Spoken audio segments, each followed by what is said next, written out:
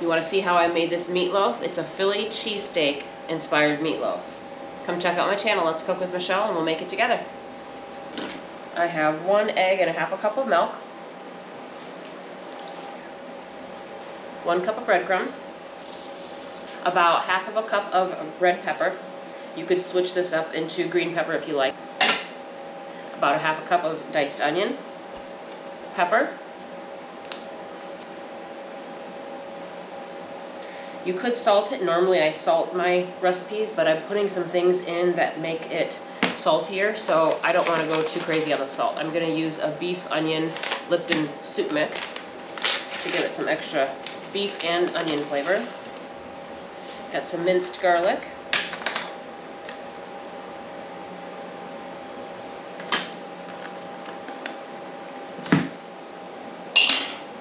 And some Worcestershire sauce. I don't know that anyone pronounces it the right way. It's fun to pronounce it the wrong way anyway, so. About a tablespoon. Let's go a little bit more, just 'cause. Okay. Now I'm just gonna go ahead and get this mixed up. All right, my hands are clean, I just washed them. Just gonna mix everything in here together. You could put mushrooms in here. Sometimes I like to add mushrooms, but I just don't feel like my kids complaining today about there being mushrooms. So I'm not messing with it today. But the biggest thing is the onions and the peppers and the gooey cheese and the yummy sauce that we're going to put on top of this. The sauce that goes on top of this is a lot like the sauce that I do on my regular meatloaf, but I'm adding some beef bouillon, kind of like beef broth to it to give it a little bit different taste. So just get this all mixed up. You could substitute the breadcrumbs for lots of different things. I know I've been meaning to try using stovetop. We like stovetop here in the house. I thought about using stovetop instead of breadcrumbs to give it some more flavor. Maybe I'll have to try that with a recipe sometime. Please make sure you check out my channel. I've got lots of different things. I've been cooking for almost a year, and there's quite a collection of different things that I've got there. And I do like suggestions if you have ideas of something that sounds good. That's obviously a reasonable thing. I'm not some gourmet chef. I just experiment and play around with what I have and make fun things. So, all right, I'm going to go ahead and put half of this into my bread loaf pan. I have it sprayed really well. I'm going to put half down. And then we're going to put our cheeses in, and then the other half on top, and then we'll put the glaze on it on top to bake it.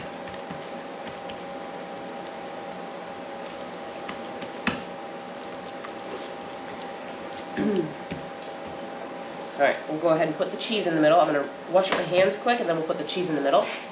Alright, I've got some Baby Bell cheese that I unwrapped, and I'm going to put this in between the layer. I'm slicing it so that I get 2 pieces, 2 round pieces. I want this to be nice and gooey. Pepper jack cheese would be a really good idea. You know, there's different Baby Bell flavors, or you could put different types, but I feel like pepper jack cheese would be a really good one with this.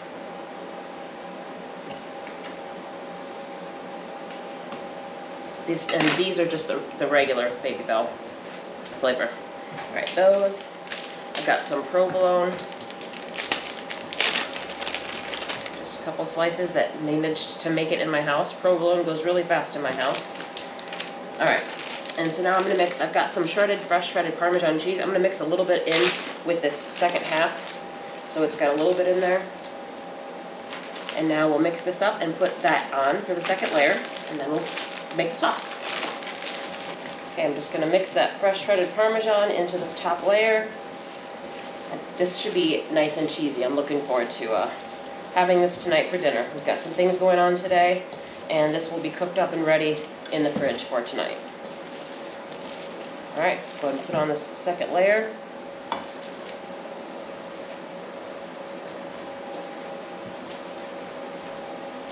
Try to even it out so it cooks evenly. And I'm also going to, once I make my sauce, I'm going to push a spoon down on all 4 sides so that it creates a spot for the sauce to bake down into the pan so it doesn't go all over into the oven. Probably a good idea also to bake this with a pan at the bottom of your oven so it doesn't run over, because it's pretty full. Alright, ketchup.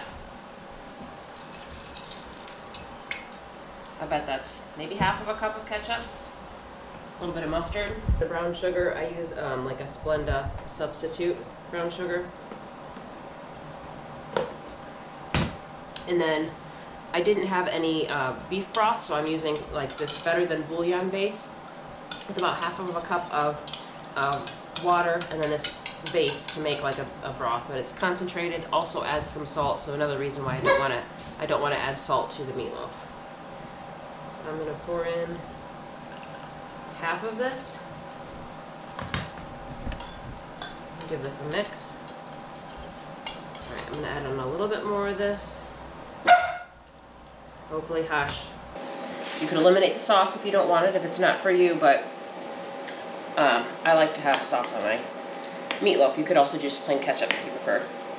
So I am just creating a spot in the side all the way around for this sauce to go down in, so it gets on the sides too, but also so it won't make a mess of your oven.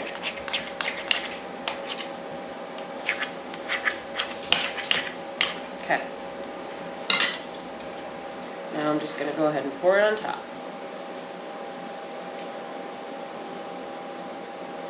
It's going down in the sides nicely. Fix this side over here.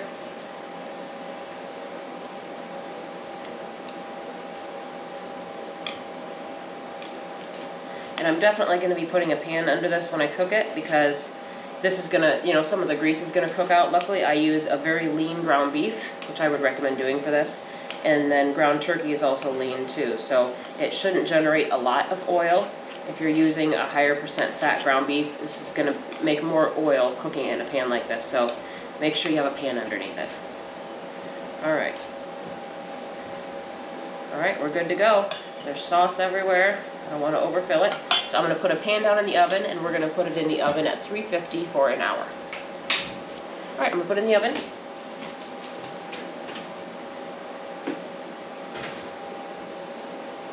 The meatloaf has beep. Let's go ahead and take it out.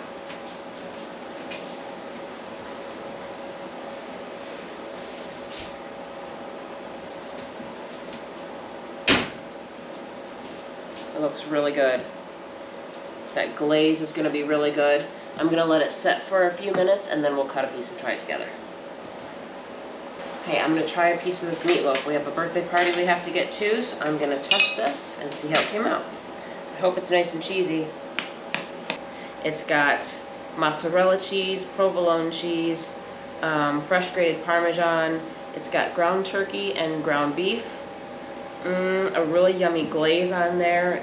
This is really good. It's got onions and peppers in it. I substituted red peppers instead of green peppers. Okay, let's test this out.